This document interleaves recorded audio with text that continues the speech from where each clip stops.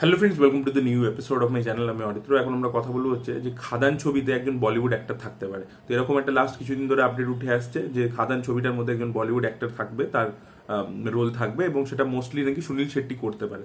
তো দেখুন, এটার ব্যাপারে আমার কাছে কোনো কনফার্মড আপডেট নেই, বাট আপনাদেরকে এটাও আমি বলে রাখি যে এই ছবিটার শেষের দিকে একটা পোস্ট ক্রেডিট সিন থাকতে চলেছে। কারণ আপনাদেরকে আমি আগেও বলেছিলাম যেটা পার্ট 2 একটা আসবে, তো এটা একটা পোস্ট ক্রেডিট সিন রয়েছে যেটার সাথে কিন্তু মুম্বাইয়ের একটা কানেকশন কিন্তু দেখানো হবে প্লট লেভেলেই।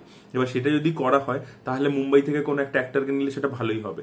এবং এখন একটা জিনিস দেখবেন যে এই যে বড় ছবিগুলো হচ্ছে আমাদের বাংলাতে, সেগুলোতে একটা প্যান ইন্ডিয়া লেভেলে মুক্তি দেওয়ার চেষ্টা করা হচ্ছে। Again because of the satellite rights পাওয়া যাবে বলে, এটা আপনাদের সাথে আগেও শেয়ার করেছিলাম। তো সেখানে এই যে মাস মুভি, যে কমার্শিয়াল ছবি, এটা এমনি একটা করে দিলেই সেটা কিন্তু ওয়ার্ক করছে না, তার মধ্যে কিছু এক্স ফ্যাক্টরস আপনাদেরকে রাখতে হবে। তো খাদানের ক্ষেত্রে মিলিউটা একদম নতুন, যে প্রিমাইসেসগুলো, লুকসগুলো, সেগুলো এখন অব্দি অ্যাপ্রিসিয়েটেড হয়েছে, ভালো কাস্টিং রয়েছে এবং তার সাথে আরও কিছু যদি অ্যাডেড ইউএসপি দেওয়া যায়। এবার দেখুন, যে প্যান ইন্ডিয়া ছবিগুলো সাউথ থেকেও আসে, সেখানেও কিন্তু তারা যে যে রিজিয়নে যাচ্ছে সেখান থেকে কিন্তু একটা অ্যাক্টার্সকে কাস্ট করবার চেষ্টা করছে। হিন্দির ক্ষেত্রে কিন্তু তারা বড় একটা স্টার, এই যে দেবরা আসছে সেখানে সাইফ আলী খানকে কাস্ট করা হয়েছে। এই যে আর আমরা দেখেছিলাম সেখানে আলিয়া ভাট এবং অজয় দেবগন ছিল। আলিয়া ভাটের রোলটা কিন্তু খুব ছোট ছিল, সেটা কিন্তু যে কোনো সাউথের অ্যাক্ট্রেস করতে পারতো, কিন্তু সেখানে আলিয়া ভাটকে কেন নেওয়া হয়েছে বেশি টাকা দিয়ে? কারণ যাতে বম্বের মার্কেটে, মানে হিন্দি সিনেমার মার্কেটে যেন একটা রিলেটেবিলিটি ফেস থাকে, একটা রিলেটেবল ফেস থাকে। তো সেই জিনিসটা কিন্তু করা হচ্ছে। তো সেটা খাদানের ক্ষেত্রেও কিন্তু করা হতে পারে। আচ্ছা, আমি যদি একটা বড় স্টারকে নিয়ে নিই, যে আর কি, এবার দেখুন বাংলা সিনেমার পক্ষে তো এই মুহূর্তে যারা অত রানিং স্টার্স, অত বড় স্টার, তাদেরকে অ্যাফোর্ড করা পসিবল না। এবং এটাও কিন্তু আমরা দেখেছি বাংলাতে কিন্তু আগেও, মানে অনেক আগেও গোবিন্দা এসে ছবি করে গেছে, জ্যাকি শ্রফ ছবি করে গেছে, অনেকে কিন্তু করে গেছে, কাজ কিন্তু করে গেছে, এরকম নয় যে কাজ করেনি। এবং তারও আগে 80-র দশকে যদি দেখেন তখনও অনেকে কাজ করেছে। তো এরকম কিন্তু হয়েছে, এটা নয় প্রথমবার যে হচ্ছে, এটা আগেও হয়েছে।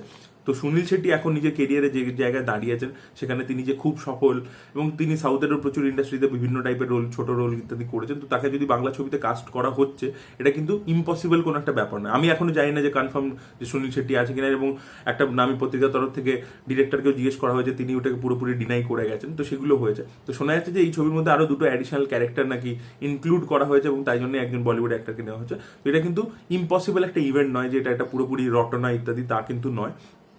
তার কারণ হচ্ছে এই ছবিটার মধ্যে ইটসেলফ একটা বম্বে কানেকশন লাস্টে পোস্ট ক্রেডিট সিনটার মধ্যে রয়েছে। এবং দ্বিতীয় যে জিনিসটা হচ্ছে যে কোনো অ্যাক্টরকে কাস্ট করে সেটা ছবিটার পক্ষে একটা ইউএসপি হবে, এবং সেটা হিন্দি স্যাটেলাইট ফ্রেন্ডলিও হবে। ব্যাপারটা সব দিক থেকে আর কি লাভ হবে, এবং হিন্দি রিলিজ যদি ডাব করে করা হয়, যেটা অবশ্যই করা হবে, সেটার ক্ষেত্রেও কিন্তু একটা অ্যাডভান্টেজ দেবে আর কি। তো এই যে স্ট্র্যাটেজিটা দেব নিচ্ছে, কারণ দেব অনেক ভাবনা চিন্তা করে, বিজনেসটাকে খুব বুঝে চিন্তা ভাবনা করে, কারণ সে এই জোনটার মধ্যে অনেকদিন পরে ফিরছে, তাই জন্য সে কোনো রকম মানে স্টোন আনটার্ন রাখতে চাইছে না। তো সেই জিনিসটা কিন্তু সে এনশিওর করছে যে ভাই আমি সব রকম চেষ্টা করব যা যা দিকে করা যায়। এবং খাদান যেহেতু পোস্টপন্ড হয়ে গেছে, এবং সে কিন্তু বড় অ্যাকশন সিকোয়েন্স ডিজাইন করছে, সবকিছু করছে, মানে সে প্রপারলি একটা ছবি আনতে চাইছে। এবার দেখার মতো বিষয় এটাই হবে যে এই এতটা এফোর্ট দেওয়ার পরে এই যে কাস্টিংটা করা হবে, এই কাস্টিংটা করাটা কিন্তু অতটা ইজি নয়। আপনারা যেটা ভাবছেন সেটা কিন্তু নয়, কারণ ওখানকার বলিউড একটা তার রেমুনারেশন আছে, তাকে নিয়ে এসে করানো, সবকিছু করা, তাকে প্রমোশনে ইনভলভ করানো, সবকিছু করে এই জিনিসটাকে, পুরো জিনিসটাকে করা কিন্তু খুব ডিফিকাল্ট একটা ব্যাপার। এবং সেটা যদি হয়, তারপরে দেখার মতো বিষয় এটাই হবে যে তারপরেও কি বাংলার মার্কেটে এই ধরনের ছবি চলে, এটাও কিন্তু একটা বিগ কোয়েশ্চেন থাকছে। যদি এত কিছু এফোর্ট দেওয়ার পরেও সেই ছবি না চলে, মানে সেই রকম বিজনেস না করে, মানে দেখুন একটা দেবের ছবি 2.5 কোটি 3 কোটি টাকা ব্যবসা করবেই করবে, ঠিক আছে, সেই দেবের সেই স্টারডাম আছে, সেই ফ্যান ফলোয়িং আছে, সেটা হবেই। কিন্তু এই ছবিটাকে একটা 8 কোটি ওরকম একটা লেভেলে ব্যবসা করতে হবে, তবেই কিন্তু তার এই ছবিটাকে দেখা দেখি বাকি ছবির গুলো, মানে বাকি অন্য প্রোডাকশন হাউস, তারা কিন্তু ওই ধরনের বড় ছবি মাউন্ট করা তবেই শুরু করবে। তো সেই লেভেলটা কি পৌঁছাতে পারে, সেটাই দেখার মতো বিষয় হবে।